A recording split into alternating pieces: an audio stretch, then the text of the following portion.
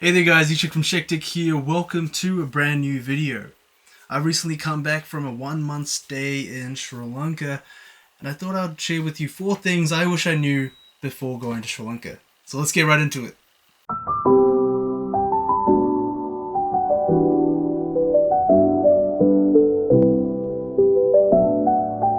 Starting off with number 1. One of the first things I wish I knew before going to Sri Lanka was to actually get a local SIM card. Instead of getting one of those eSIM virtual cards like Allo or some of the other providers which you can get from overseas, and they do work surprisingly well in places like Japan and whatnot, in Sri Lanka it is actually cheaper to get a SIM card, a traveler SIM card in Sri Lanka itself. You're able to get these as soon as you land, even before going through customs. And some of the people in my group got them. It was installed in their phone within the space of about 5 minutes, and it costs about anywhere from $15 to about $30 depending on your plan. And with that $30 plan, you get unlimited data, pretty much unlimited calls and texts as well for a month. And so I thought that was great value for money. And I experienced no connection problems and whatnot, so I used SLT Mobitel. There was no network drops and no issues there. I initially tried the Allo eSIM, and for some reason the network was either really slow or patchy when I'm just driving around Sri Lanka. So I think after like the first week I switched over to a local SIM and I had no issues for the rest of the trip. Number 2, cash is still pretty much king in Sri Lanka. From what I noticed, if you're especially going to small markets, transportation, and just getting around, a lot of stuff still requires cash. So one of the things we did is, one of the things I recommend is to take some of your local currency or US dollars if you're not a major currency holder, or even euros. We were fine with New Zealand dollars, and AUD as well as accepted. As soon as you land and come through customs, you have the option to cash out. There's a whole lot of cash converters outside, so pick the one with the best rate and get some cash out off the bat, and they'll allow you to easily get moving around Sri Lanka. From the get-go. You don't need to carry too much cash with you. Even just exchanging like 1,000 of your local currency, 1,000 New Zealand dollars or US dollars as you land, will give you enough cash to pretty much last a week or two as well, just on cash. And then number 3, so carrying on with the cash. So what usually happens when you go to a currency converter and you, let's say, convert 1,000 New Zealand or US dollars, you're going to get a whole bunch of large rupees. So you're going to probably end up getting a whole lot of 5,000 rupees. Just that's the easiest I guess they can give you for that amount of money. The issue is when you go to try to spend your 5,000 note at like a market or give it to like your tuk-tuk driver, they're just not going to accept it because they just don't have the change for that. So what you want to do is be at least getting 100 rupees, maybe convert 1,000 rupee note to a couple of about 100 rupees.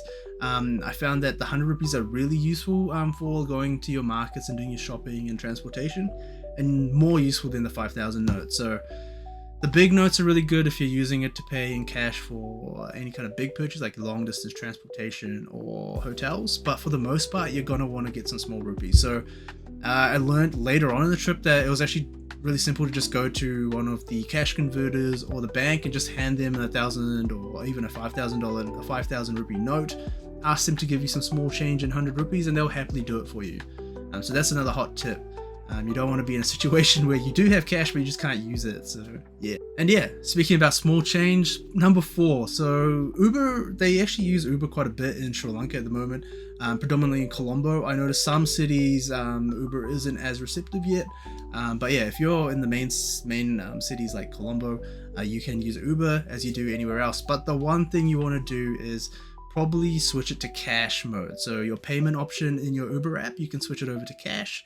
Fun tip, for the first few weeks I had it on my credit card, and it would take anywhere from like 15 minutes to half an hour sometimes to just find some sort of transportation. So when I say on Uber, you can book tuk-tuks, you can book vans, minivans, but it just took ages to get someone. And there was quite a few instances where Uber drivers would actually call you before coming to pick you up, being like cash or card, and as soon as you said card, they just hanged up on you and discontinued the ride. So there's a real preference by drivers there for cash. I think it's to do with they lose a fee when you pay by card, and by cash they get to keep the entire fee, I guess. But yeah, that's a really hot tip. And as soon as you switch over to cash, you start getting bookings within minutes. Like tuk-tuk drivers, literally within the minute will accept your request, as opposed to a card where it can take anywhere from tens of minutes to an hour maybe. So yeah. And then my last hot tip, number 5, is Wise Card. So I talked about all this cash and whatnot. Having a card like Wise Card, I think Revolut, any kind of currency converter specific card was really useful. So anywhere that accepts cards there, so going to like the malls or the bigger hotels or the more fancier restaurants, they accept cards. So when you're going there, have your Wise Card loaded up with X amount of money. So if anything does happen to your card, you lose your card, or your account gets hacked, you're only going to lose X amount of money. And the conversion fee, we used it everywhere. It was really low. It was one of the lowest fees we saw out of there compared to our regular debit cards, credit cards. So yeah, the Wise Card is really useful. And the really cool thing that we used it for as well is the ATM withdrawal. So when you need to withdraw some cash in the local currencies, it's really useful. It's no fees up to 350 AUD internationally. So 350 AUD converted to Sri Lankan rupees is quite a lot of money. So that can keep you going. And the fee when you do have to take it out as well is really low. So it was really useful, especially when you want to keep getting more and more cash. And then just another bonus fact is anywhere that accepted card is also accepted Amex. So coming from New Zealand, Amex isn't necessarily accepted everywhere here, but it was really cool to see in Sri Lanka everywhere that did accept card, Amex was also accepted. So if you're fond of using your Amex card everywhere and also want to just get up those points and whatnot, Amex cards are accepted in Sri Lanka where cards are accepted. So that's just a cool fun fact to know. And so yeah, that brings me to the 5 things I wish I knew before visiting Sri Lanka. I hope this was useful for you, and I really encourage visiting Sri Lanka. Beautiful country, has the beaches, the beautiful cities, the lifestyle, some amazing food, and just some beautiful people there in general.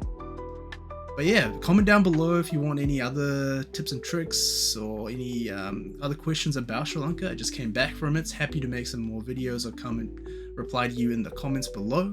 As always, thank you very much for watching. Eyeball one, and I'll see you in the next one. Peace.